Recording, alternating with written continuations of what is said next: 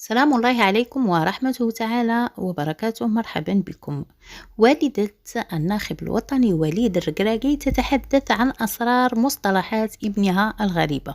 قالت والدة الناخب الوطني وليد الركراكي في تصريح حصري لقناة الرياضية المغربية إنها سعيدة بابنها وما يقدمه في نهائيات كأس العالم قطر 2022.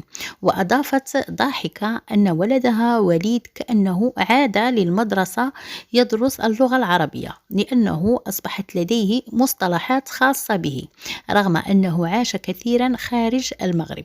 وأضافت في نهاية الحوار أنه تشبث بتقاليد المغرب وهو سعيد جدا للغاية وراضي عن مشواره التدريبي رفقة أسود الأطلس.